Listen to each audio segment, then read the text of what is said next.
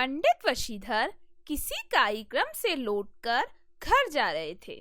तभी उन्हें चौपाल पर बैठे कुछ लोगों ने रोका। राम राम पंडित जी। राम राम।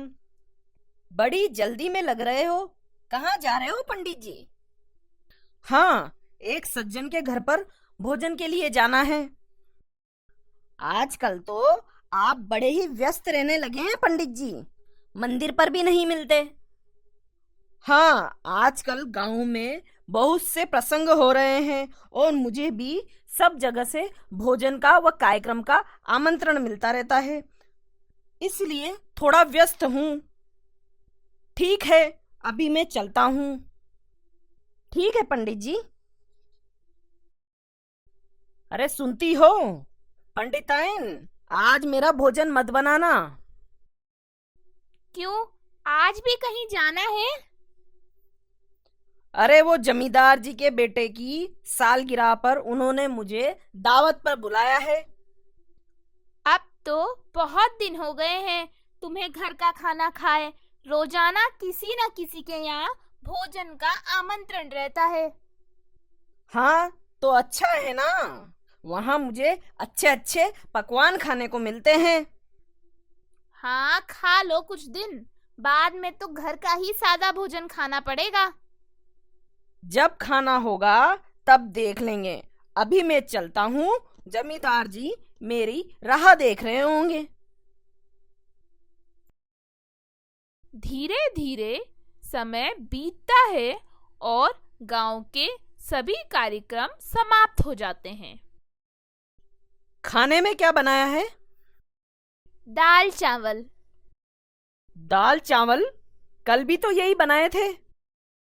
हाँ, तो जो घर में है वो बना दिया मैंने। तो तुम रोटी सब्जी भी तो बना सकती हो।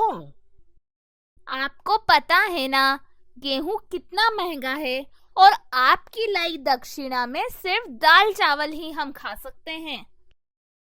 ठीक है।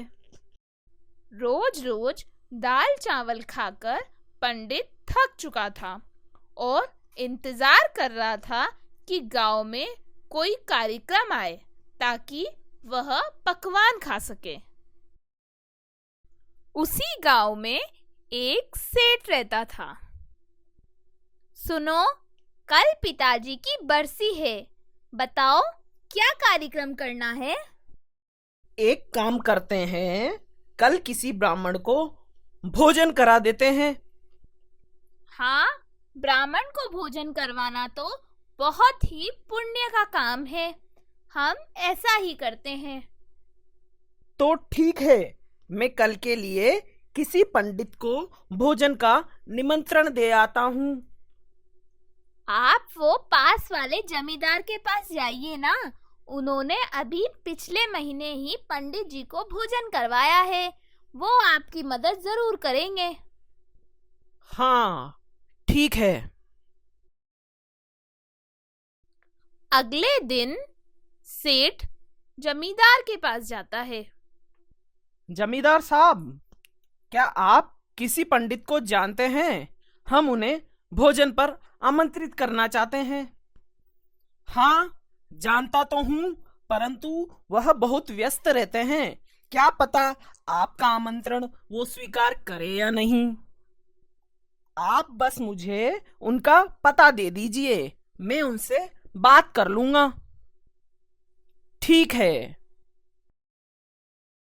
सेठ पंडित जी के घर जाते हैं।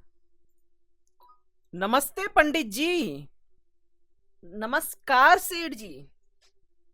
पंडित जी, कल मेरे पिताजी की बरसी है, क्या आप मेरे घर पर भोजन के लिए आ सकते हैं?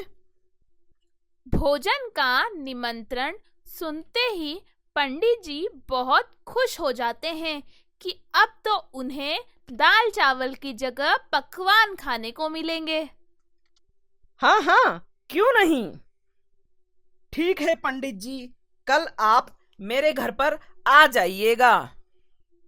इतना कहकर सेठ चले जाते हैं। पंडित जी अपनी पत्नी से बोलते हैं, देखो पंडिताइन, कल मेरा खाना मत बनाना। मुझे कल सेठ ने भोजन के लिए आमंत्रित किया है। कल तो मैं पकवान ही खाऊंगा। वैसे भी बहुत दिन से वही दाल चावल खाकर मैं पक गया हूँ। ठीक है। सेठ के घर पर। सेठानी, मैंने कल पंडित जी को भोजन का निमंत्रण दे दिया है। तुम अच्छे से भोजन का प्रबंध कर लेना।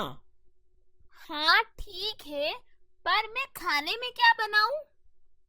गांव वाले बता रहे थे कि पंडित जी अक्सर भोजन पर जाते रहते हैं। इसका मतलब वो हर रोज पकवान खाते रहते होंगे और वो उससे बोर हो गए होंगे। कल तुम उनके लिए कुछ अलग बनाना। ठीक है। अगले दिन पंडित जी सेठ के घर आते हैं। सेठानी पंडित जी को भोजन परोसती है। पंडित जी भोजन को देखकर चौंक जाते हैं। तभी सेठ कहते हैं, पंडित जी, हमने सोचा कि आप रोज रोज कई कार्यक्रमों में पकवान खाकर ऊब गए होंगे, इसलिए आज हमने आपके लिए देसी घी में दाल चावल बनाए हैं। बेचारे पंडित जी चुपचाप दाल चावल खाकर घर आ जाते हैं। खाए पकवान। आज तो सेठ जी ने बड़े अच्छे अच्छे पकवान खिलाए होंगे आपको। नहीं भाग्यवान, आज भी मेरे भाग्य में दाल चावल ही खाना लिखा था। वो कहते हैं ना, भाग्य का लिखा कोई नहीं टाल सकता। इस तरह पंडित जी को अपने भाग्य में लिखा हुआ दाल चावल खाकर ही संतोष करना पड़ा।